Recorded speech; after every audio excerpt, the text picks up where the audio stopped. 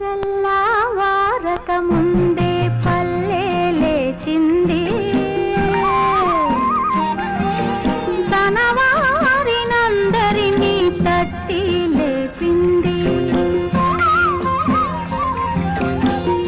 ఆదమరచి నిద్రపోతున్న తల్లి కోడి అదిరిపడి మేల్కొంది, అదే పనిగా కూసింది. తెలుగు దుస్తులేసుకొని సూర్యుడు తూర్పు తలుపు తోసుకొని వచ్చాడు.